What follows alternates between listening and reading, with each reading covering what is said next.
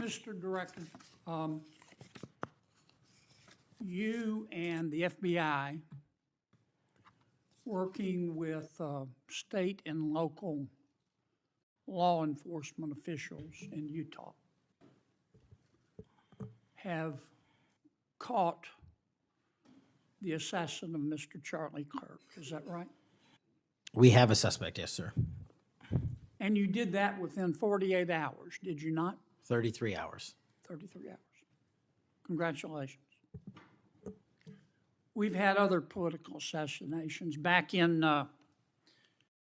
June, an assassinated Representative Melissa Hoffman, Mr. Hoffman, Senator John Hoffman, and Mrs. Hoffman in Minnesota. You and the FBI and Minnesota state and local law enforcement officials caught the assassin within 48 hours, did you not? I believe that timeline's correct, Senator. Congratulations. Sometimes we miss the forest for the trees. Good work.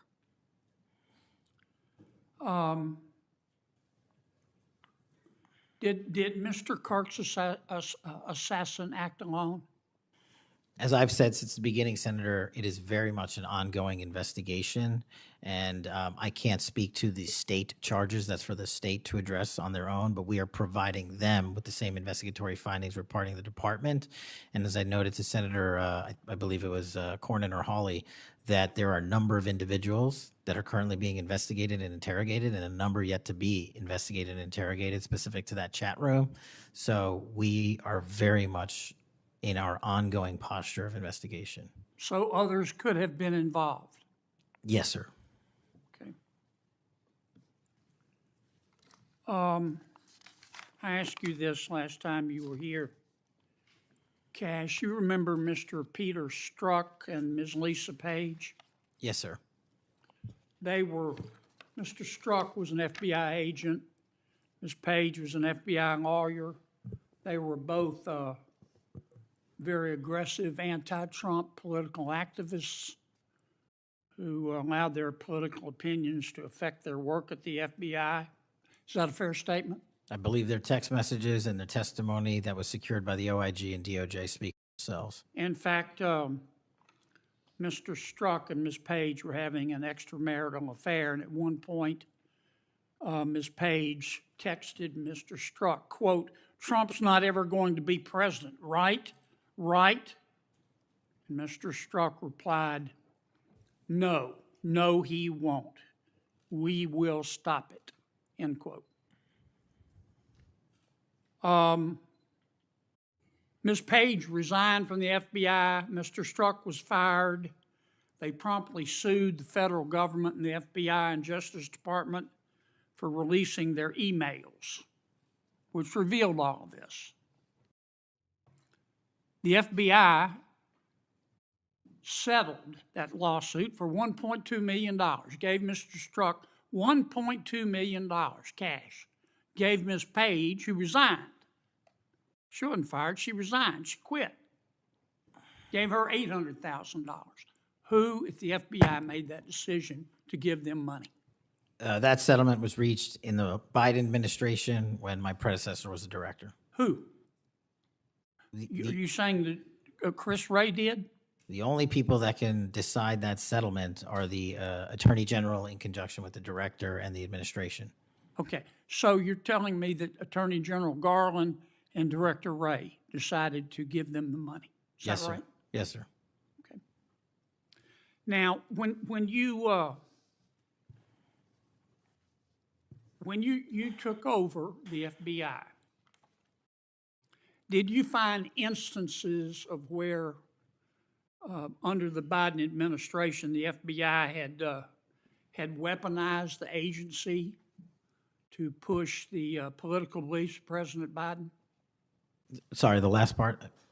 When you took over the FBI, did you find instances of where the Biden administration had politicized the FBI to prosecute its political agenda?